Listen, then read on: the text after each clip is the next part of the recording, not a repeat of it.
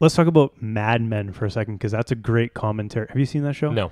I highly, highly recommend that show. But essentially, it's a commentary on like all the different things, all the changings that went on from like essentially the 60s to the late 70s in the States, and how like women were coming into the workplace, racism, blah, blah, blah, blah, blah, hippie movement, all of that. But essentially that whole commentary, and people have always been like, the end is nigh.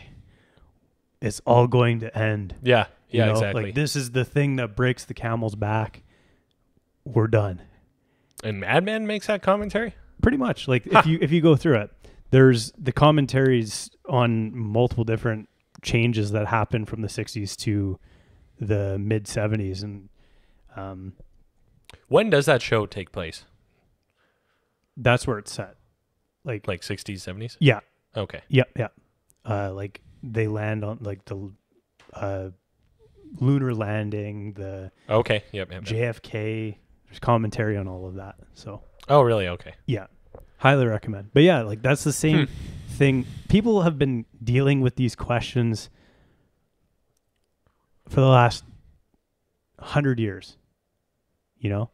And just because now that we're in our late 20s and we have the mental capacity to think about them, we're thinking about them too.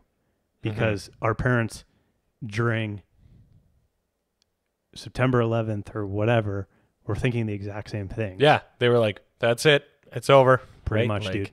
We're going to be in a post-apocalyptic world. Yeah. Like, I'm sure people who were like, there were probably people who like opposed the steam engine and were like, Oh yeah. oh, it's this will be it. This is what does it in. And yeah, you see where I'm going with this. Where like every generation is like, this is it, man. Yep. But it's like, probably not. And I almost think there's almost like there's actually a great quote about this. And the quote, paraphrasing, is, and Neil deGrasse Tyson puts this in one of his books to like illustrate a point, where it's like the book is written, the quote goes, we are now coming to an age where we have discovered all that is discoverable. There's very few new findings in science. We know almost all there is to know about the world. And the quote's from like 1913. Yeah. And the point he's making is like, we never know everything about science, right? No. And we never know everything about the world. And there's almost like what I would call like in every living generation right now, because all we know is the present moment. So it's perfectly natural. But everyone, there's almost like an ethnocentrism to each generation right now, to that point of like, this is it, of like, we are the greatest that there ever will be, kind of thing. And there's nothing that can be beyond this. And I think that's just like almost a negative of living in the now, if you will, or not negative of living in the now. How do I put that? Yeah. Like I see you're where you're restricted to viewing things of right now or something. Does that make sense? Yeah, it's like, I'm trying to find a way to put it too, but exactly what you're saying is kind of like,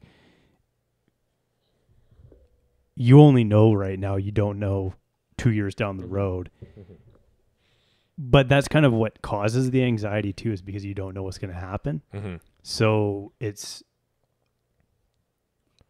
I don't know, man.